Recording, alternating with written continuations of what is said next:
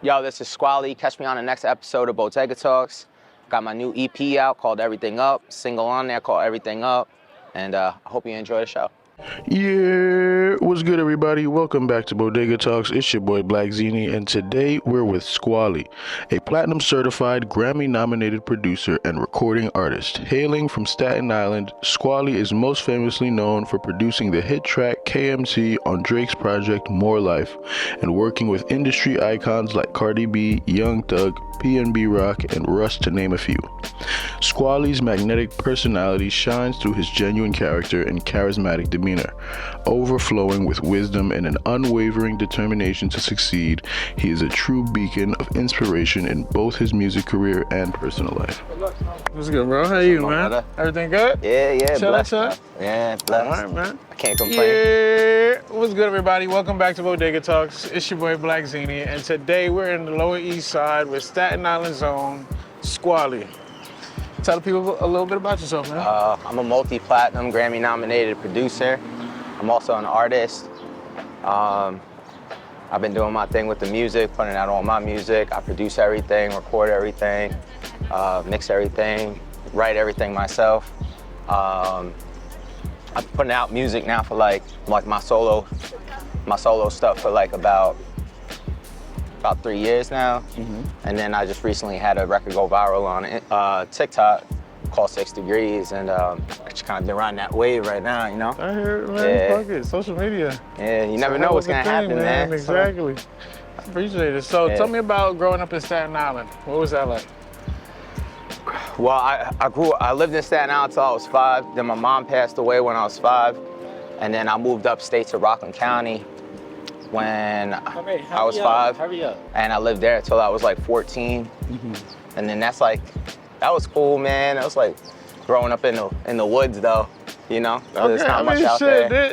You got your hunting and shit. Yeah, you know, like riding dirt bikes and shit. Yeah, exactly. Yeah. You get a lot of off-road cool shit that niggas try to do out here.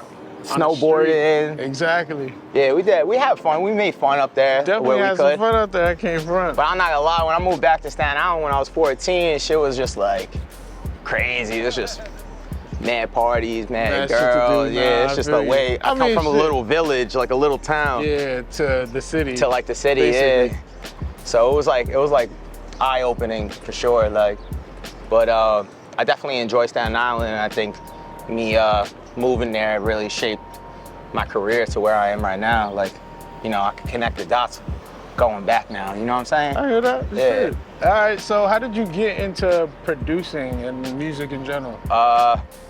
When I graduated high school, I was gonna go to school for culinary, and as I was looking for schools that were way too I didn't even have a budget, really. I couldn't even go to school.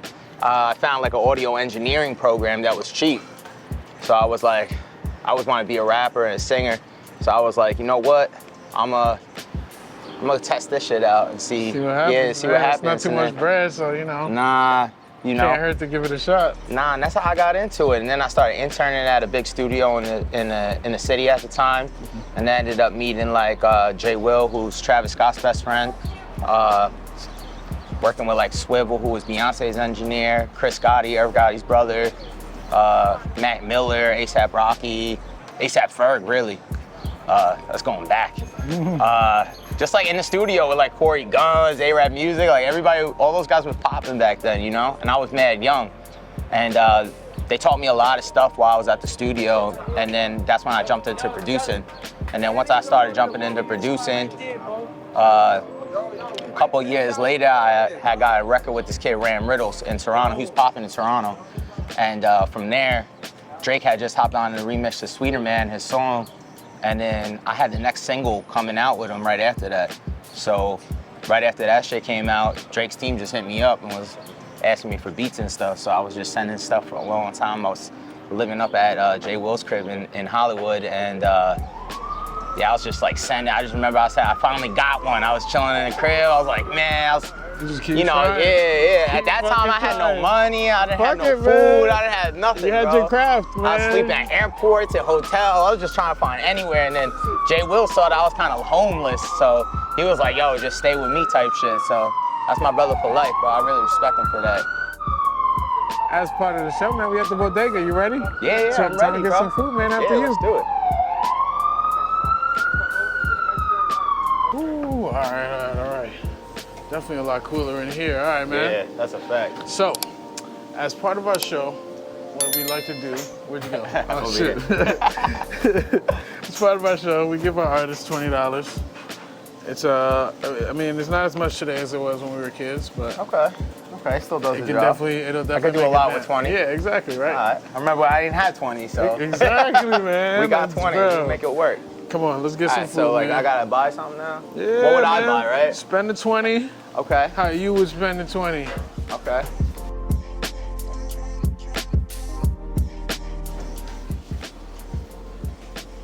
Let's see, definitely get a Gatorade here. Oh, good. Mango, orange. Mango Pepsi, bro. Man, I'm good with this, bro. For I real? might get a little salad. Yeah, there you go. Can I get a salad?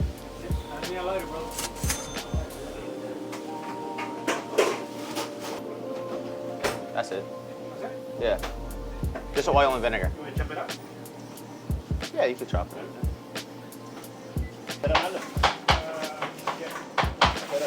Make all hot and shit. Oh. Thank you, Papa. Oh, you got the salad? You good? Salad in there? Yeah, this should be the salad. Alright, cool.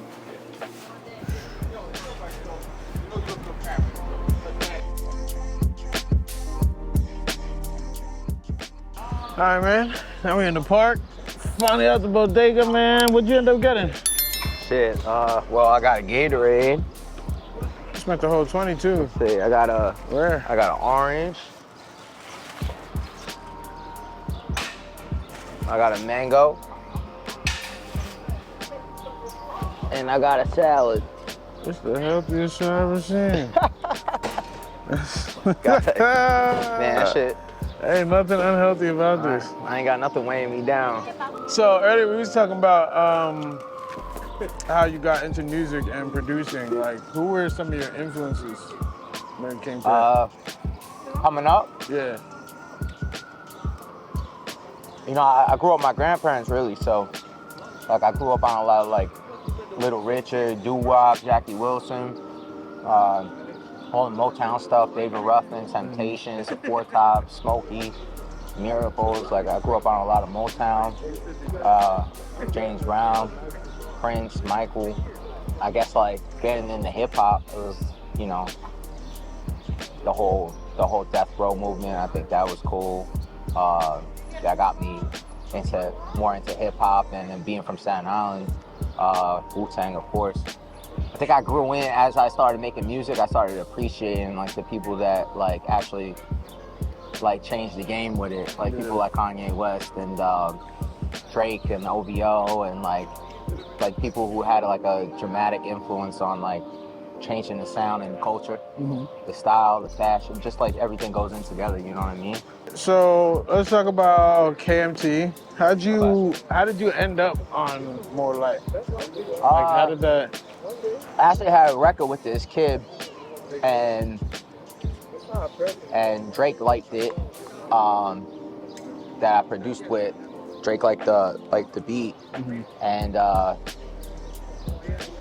that was like the first one I was sending. Like when they had reached out to me after the Ram Riddle shit, they just gave me the email, Drake's manager, and they just asked me to send joints, and I was sending joints for like almost a year, but I was like going hard. I was sending a lot of beats every week. I was just going crazy. And then they liked one, and then that one kind of grew into them like actually listening to the beats like when I sent them.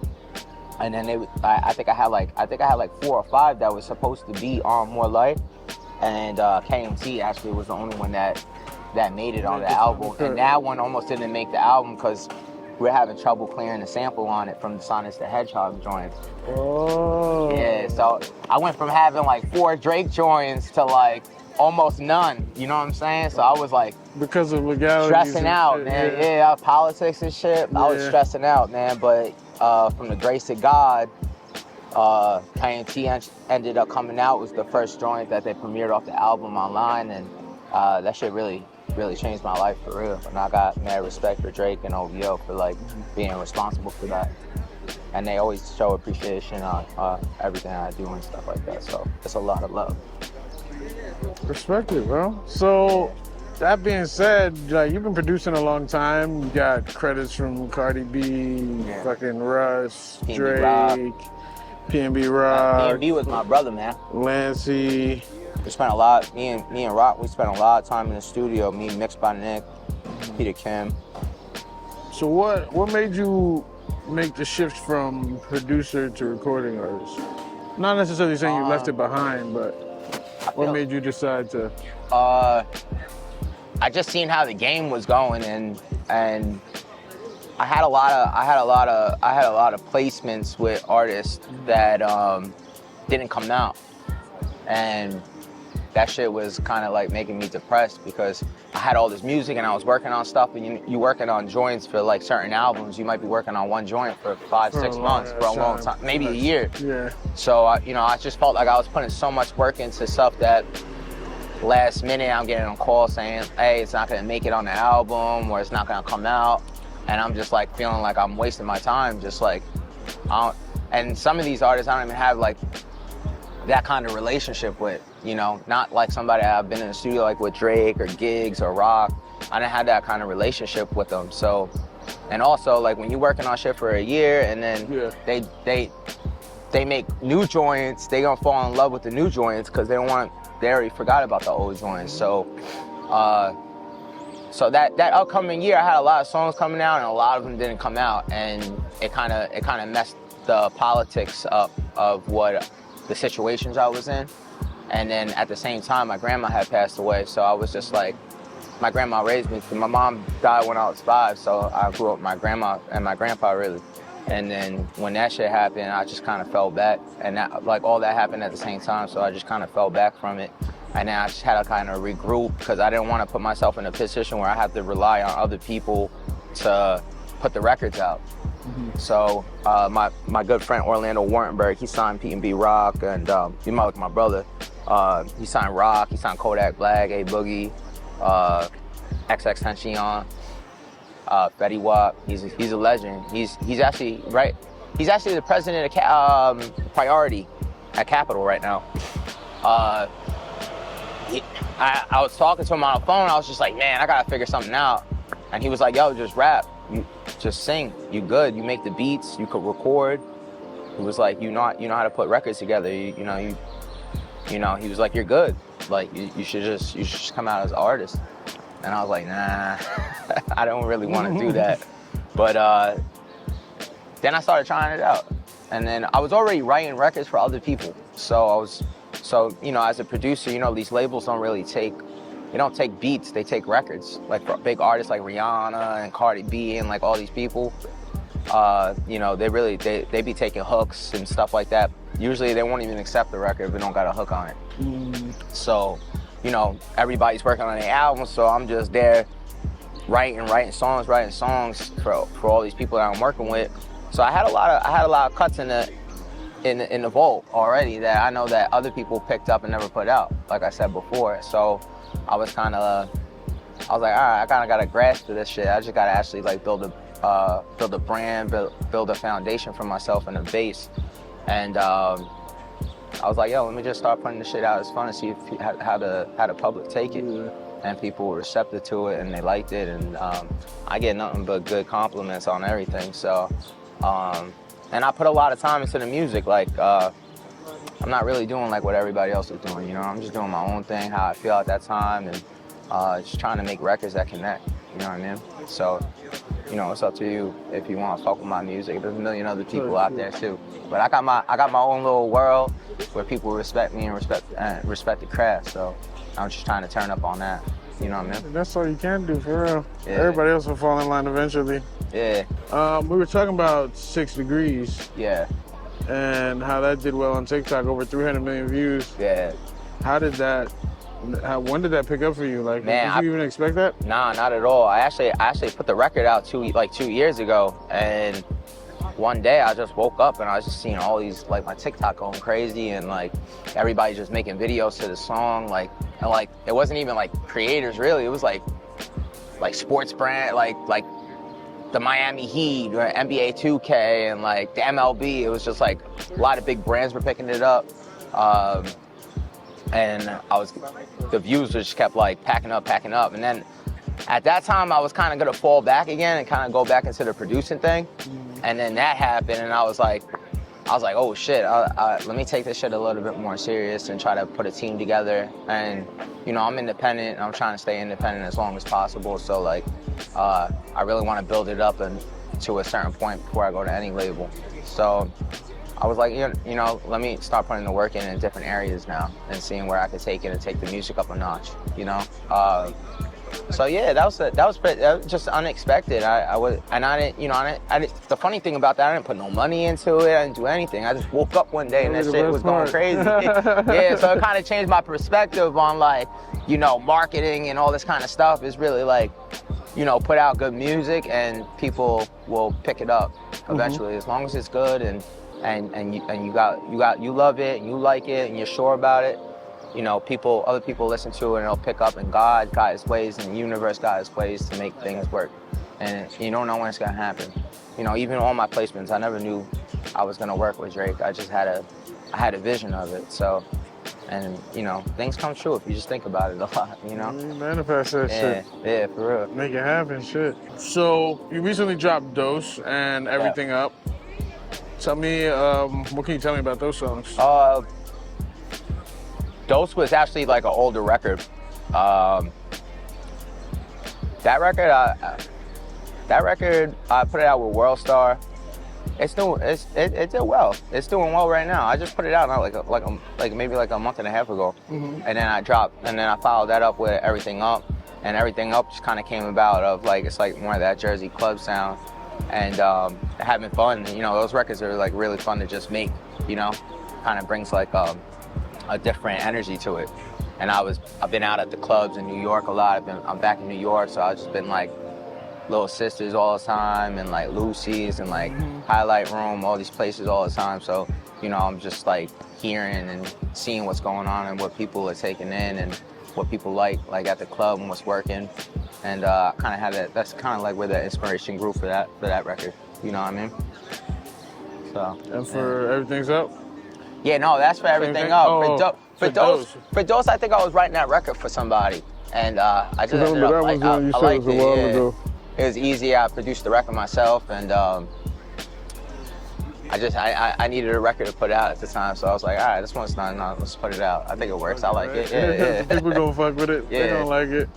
So, what are some obstacles you face, either from being a producer or making the transition from producer to singer? Obstacles. I think this whole thing is an obstacle, man. And when your real life shit gets caught up in your career, you know what I mean? You can't predict what's gonna happen in your actual life. And the music industry, they don't really care what's going on in your real life. You know what I mean? Unless you really got like people that are down for you, like that you really fuck with in the music industry, which, you know, thank God I've had, and I'm still family with those people. And but you know, 90% of the industry they don't really care about that. So it's like, you know, how to balance. I think the biggest obstacle is how to balance, you know, your real life and your career. Because it's you know, those are two hard things to do, especially when you're trying to really put the work in. Because this shit is a lot of work. You know, even just pulling up, making the music, doing the press, and you know, being at the shows and just being outside, it's a lot of work. So I think that balance part, and also keeping your mind and your spirit up, you know what I mean? I do hot yoga every day, you know, I eat clean, all these things just kind of keep me light, just kind of floating through this shit. I try to stay positive and keep a clear mind and not get aggravated or mad no more, you know? I feel that. Getting older. I can understand that. Yeah, it's better to just be happy. Just let that shit go. You can't change you can't change nothing. You know what I mean? So like, you know, I feel like that's an obstacle. So speaking of wellness and shit, and hot yoga. You got a wellness spot you're opening up Yeah. in the summer, I believe. What is it? Probably by next, like probably like September this year, October this year. Okay, end of Yeah, summer. actually it's gonna be like a hot yoga wellness center. Okay. That I'm opening up with my partner Nicole Stuckey. She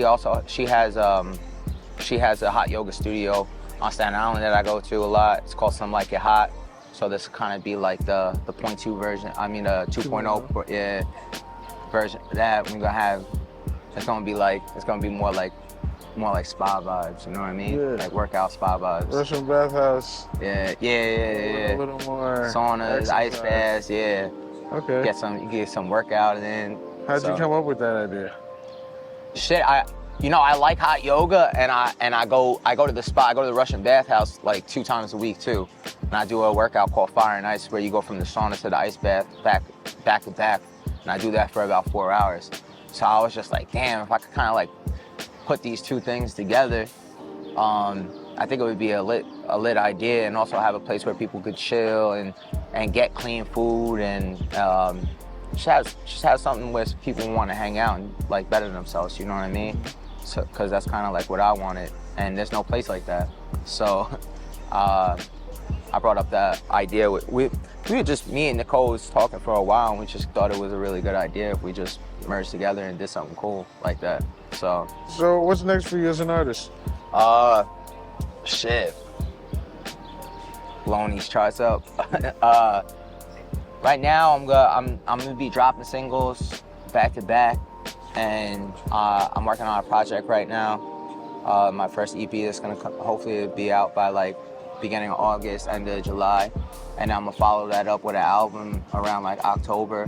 And I'm gonna be dropping singles in the midst of all this stuff, and then I'm gonna drop probably top of next year. I'll drop another album.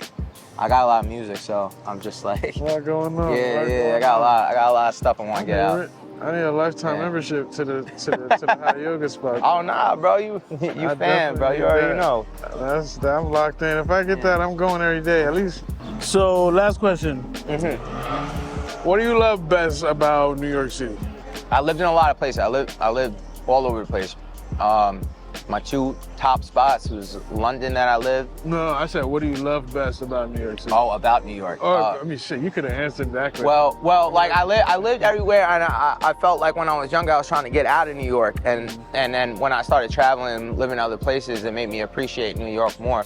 And I like the accessibility out here. Everything's out here. You know, whether you want to go. You got a network. You want to go to the clubs. You want to go to the studio. You want to be in fashion. You want to do art. You want to do music. Everything's out here, and there's people out here all the time. And it's a legendary. New York's like a very legendary place. And also, I think the thing I love the most is the food. Just you can't get no food like New York food, man. The pizza, the pasta. The cuisine is the variety in the cuisine is just on a different level, you know what I mean? I'm not gonna lie. Anywhere in New York, anywhere in the city, you could, you know what I mean? Like whether it's Staten Island, whether it's the Bronx, whether it's Brooklyn, you're always gonna find like really, really good food no matter where you go. And that's a hard thing to find anywhere else, you know? But definitely love New York for the food. I'm eating salad like I really be eating shit.